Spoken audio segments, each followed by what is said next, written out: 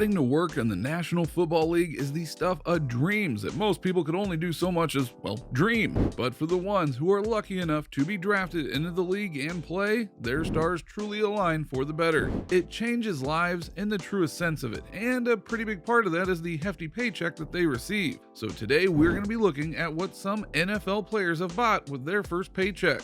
So let's begin. Well, one thing that people don't realize is that not all rookie paychecks are the same. Some are good enough to set them up for a lifetime, and others, well, they make you want to hustle for a better tomorrow. But some checks are so massive that they can sustain a person for the rest of their lives. Could you imagine receiving a paycheck every week worth enough money to completely pay off a different house each and every Wednesday for a whole 17 weeks? But that isn't the case for most guys just starting out in the league, but some do splurge and some just save up and invest, and here are some of those examples. So when Patrick Mahomes was drafted to Kansas City as a quarterback, he was popular in the headlines because he signed an insane deal that was estimated around $503 million. Now that is a lot of money. And well, if you're wondering what does one even do with that kind of money because there is so much to be done, well, Patrick Mahomes was smart enough to not waste it. He spent a large chunk of that to buy a baseball team. That is true. On July 28th, it was announced that Mahomes had become part owner of the Kansas City Royals. And well, as odd of a decision as it may seem, one thing that seems to contribute to buying this team was that Mahomes had a family association with it. His grandfather and father used to play baseball, competing professionally in the National Baseball League. Perhaps this is why he wanted to branch out into that sport. He said, "I'm honored to become a part owner of the Kansas City Royals. I love this city and the people of this great town. This opportunity allows me to deepen my roots in this community, which is something I'm excited to do." Next up, we have Michael Robinson, who was drafted in 2006, being the 100th pick in the 4th round. His first check was much more humble than the one previously mentioned. According to him, he just bought some jewelry in a 2007 Chevy Tahoe when the new model was released. He also bought a house with a signing bonus, but Michael Robinson was much more wary of spending his earnings.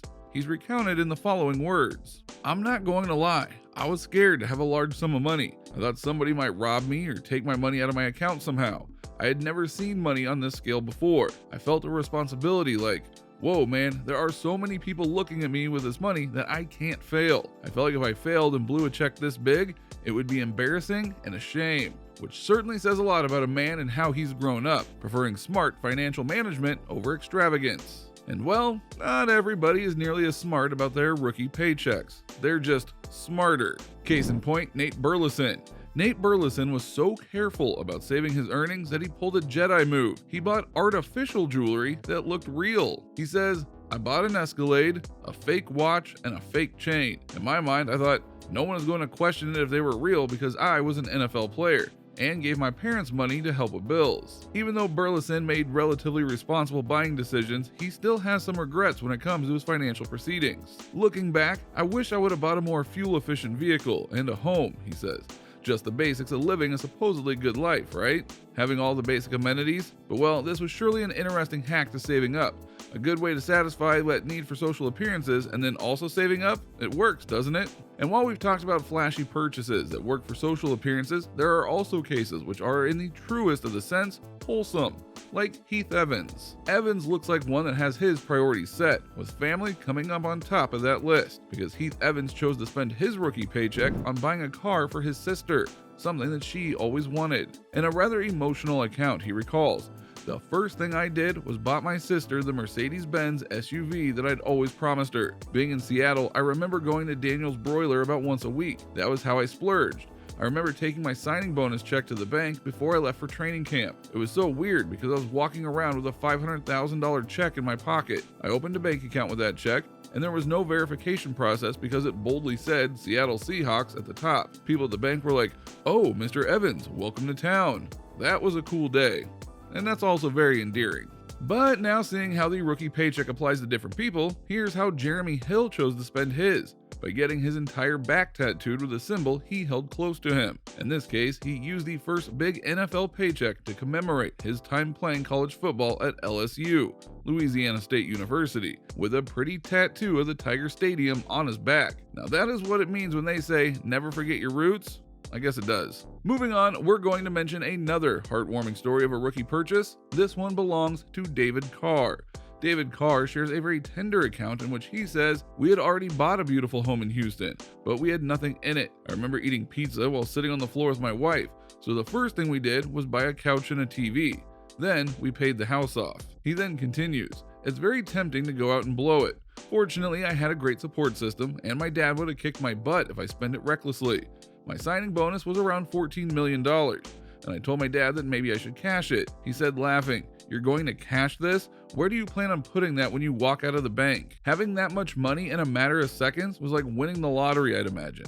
There's no other way to equate it. It kind of feels like you have monopoly money. One hard thing is you feel like you have to spend it because you're around all your teammates who are spending their money. It's an interesting dynamic, and you have to keep your head on straight.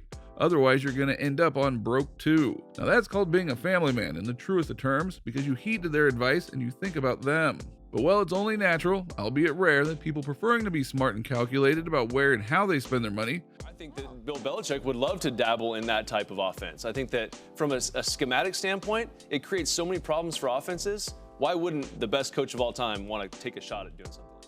Another similar example is of tight end Hayden Hurst from the Baltimore Ravens. Well, since this is my second professional go-around after baseball, there's really not much that I need. I knocked that out the first time. I got a car, so nothing really comes to mind. Probably just put it all away. And while speaking from a savings perspective, that's going to probably be a pretty small percentage out of his entire earnings when you look at it long term.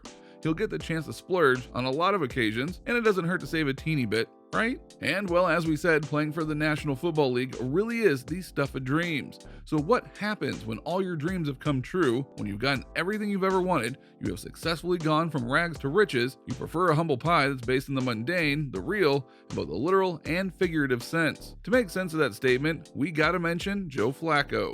Flacco used to be one of the highest paid players in the NFL, with reports suggesting his annual paycheck accounting to a whopping $20.1 million per season on average. However, after signing a record-breaking deal, he just drove himself to McDonald's. Here's why.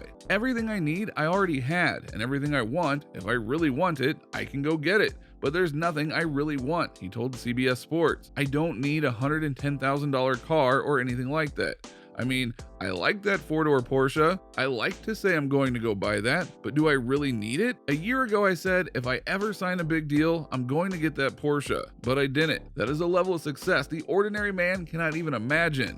Honestly, just brilliant athletes." Oh, I love the people of Baltimore, man. I mean, it's been 11 years, and you come in. And that is a wrap, folks. I hope you liked this video, and let us know in the comments what you think about it. Oh, and before you leave, don't forget to give this video a thumbs up and subscribe to the channel. See you next time.